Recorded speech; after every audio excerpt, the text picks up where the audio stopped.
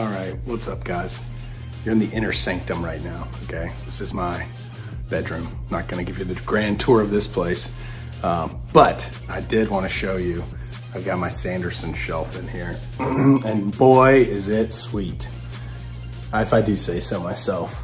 I mean, got all kinds of goodies on this thing. And specifically for this video, I wanted to look at these secret projects. So Tress, Sunlit Man that just came out, and Yumi, the Nightmare Painter. So probably gonna skip over Frugal Wizard. It was fine, it was good, but not Cosmere and not, you know, not exactly my cup of tea. Still an enjoyable read, but I'm gonna focus on the other three for this video. And, just so you know how much of a freak I am, how much of a fanboy I am, and my wife as well. Here's a second bookshelf in our bedroom that's got all the UK paperbacks. This one's so annoying. I got the big one of the Lost Metal when it came out. Didn't realize that the smaller like trade paperback was gonna come later, so I have to replace that one because it's a bit of an eyesore. But I mean, it's there. So those are the copies. Like if you're going, you know, you gotta throw something in a beach bag, you know, that's what you're taking. You're not taking the leatherbounds out on a field trip to read. But yeah, you can never have too much Sanderson, I say. It's time, everybody. It's time.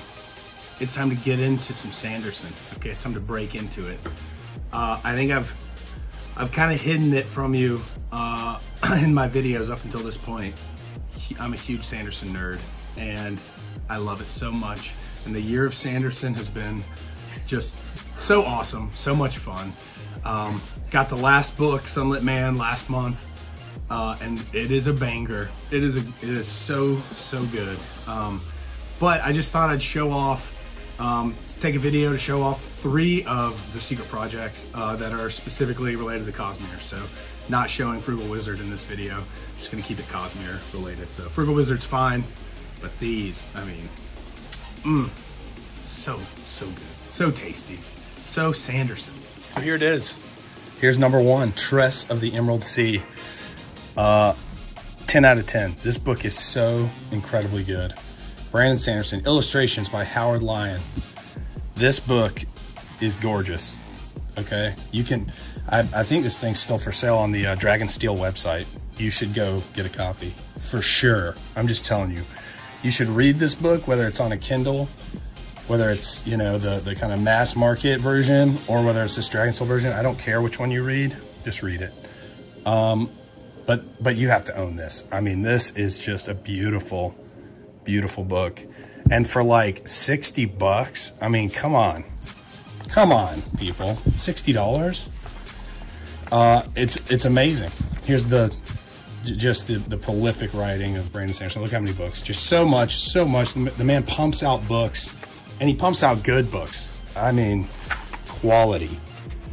So this came out in January. So this story, if you're not familiar, is basically like if you took The Princess Bride, okay, but instead of, you know, Prince Wesley goes off and the princess is sad, in this one, like Tress, main character, goes off after him, goes off to find him, and really takes you know, takes the role of the protagonist of the story, and it's so good. It's so incredible.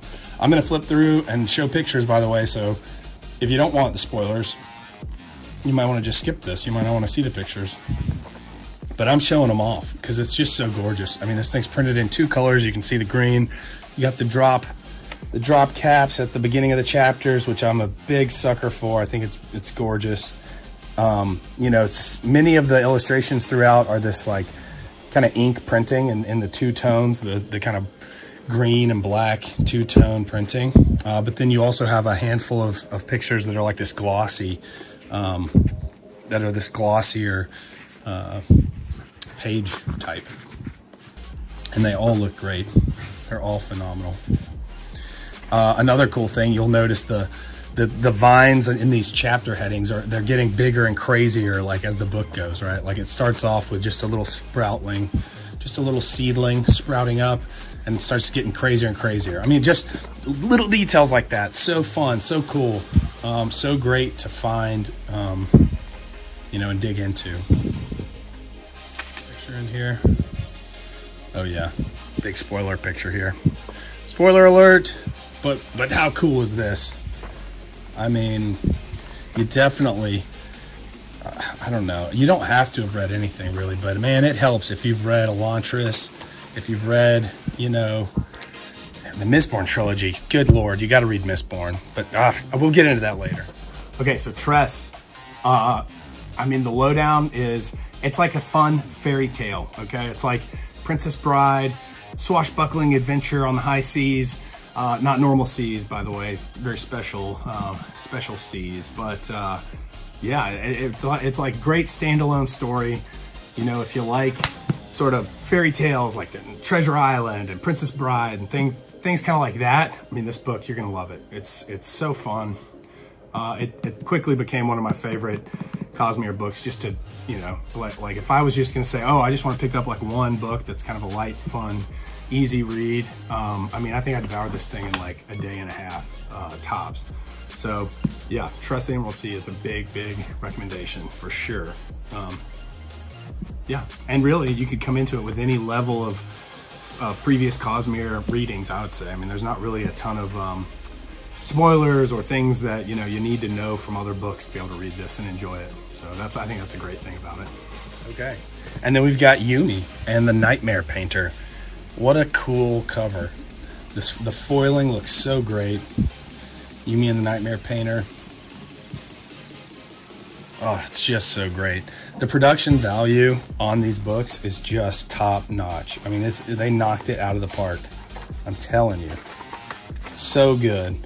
Now this book is like definitely like heavily influenced by yeah, I think it was like maybe modern Japan, I think is what it mentioned. But you definitely get, you know, kind of the manga kind of feel in this book. But it's a wonderful love story, really. And you know, it's really, Sanderson has a lot of romance throughout many of his books, but I would say this is the first one that it felt like the romance was really kind of the center stage. That was really the main thing, and it worked so well. And you know, and it had your classic Sanderson. Look at that. How cool is that picture? Got one of the nightmares coming out. So great. Great story. Your classic Sanderson twists. Some great stuff. Look at this. Again, spoilers, people, but I mean, it's been out for months, okay? So I don't feel bad if you just got to read it. You have to read it. It's so great. Yumi and the Nightmare Painter. All right. Yumi and the Nightmare Painter.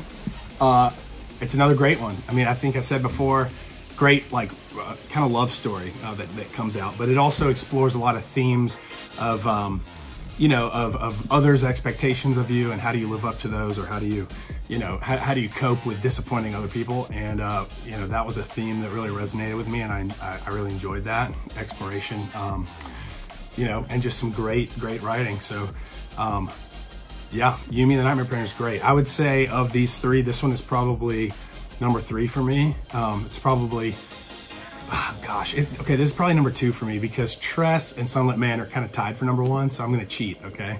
Those are both number 1, this is number 2. Yeah, it's a great book though. Very cool, very fun, very different flavor than you get in Tress, for sure. But yeah, I do recommend it. And now we've got the Sunlit Man. Illustrations, got a couple different artists doing the illustrations on this one. I love this. Look how good this looks. The black and red and gold. You got actually the first time I've seen Sanderson do the end staining on the pages, and it works for this. It's very thematic for this planet. The planet this takes place on is like, basically you got a sun that will like fry anybody that gets caught in the direct sunlight. So pretty crazy. Great, fun story. This is like fast paced. It's like, it's great though. And this one is cool because you get, you know, a character that we meet in the Stormlight books. I won't say exactly who, but he's called Nomad for the majority of the book. But what a great character. And you get so many good tidbits. Very cool art. I mean, look at that. It's just awesome. Again, you got some on these glossy pages, and you've got some that are just kind of the 2-color illustrations on the standard page that the book is printed on. So great. Let's see if we can find another picture here. Oh. Yep. It's a fun story. Definitely flying by the seat of your pants the whole time. And I mean, the second half, I liked it after the first half of the book, but I mean, the second half of this thing was just so juicy. So good, exciting, awesome, epic. Okay, that was an epic moment. Sorry, spoilers. Spoilers, folks. Go read it. Okay? I don't feel bad. I don't feel bad. Get out there and read it. Oh yeah, so cool. I love that. Oh, that's just great. Fantastic. There you go. Sunlit Man. Okay, and then Sunlit Man. Super fast paced, really interesting world. You know, a lot of action. There's a lot of like a character has potential that you can see and you want them to get there. And like for a lot of the book, they're not really there for multiple reasons. And you get that kind of moment of catharsis whenever they do finally, like, you know, level up, so to speak, or sort of embrace whatever it was they needed to embrace that. I mean, that's in this book, and it's so great. It's so powerful. You know, and I will say, yeah, okay, spoiler. Here comes a spoiler, a little bit of a spoiler, okay? So don't, you know, if you don't want to hear a spoiler, go ahead and fast forward past this, okay? All right, you've been warned. But I'll say the relationship with Auxiliary, okay, one of the characters in here, it blew me away at the end how emotional that was able to become. I mean, I thought that was just fantastic, and it really made me feel for both Nomad and Auxiliary, and just the whole situation. And there's so many fun tidbits of like Cosmere lore in this thing, just a ton of them.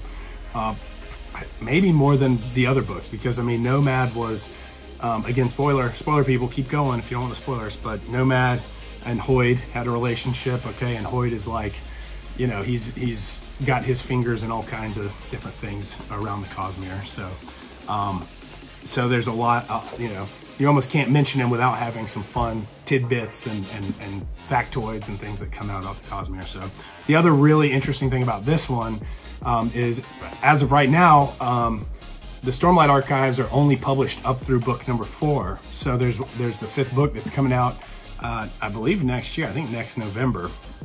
And so there's, you know, obviously going to be some things that happen in that book, right, as the end of sort of the first quintet of the Stormlight Archives that have already happened in this book, right? This book takes place like, I don't know how far in the future, but some amount of time in the future.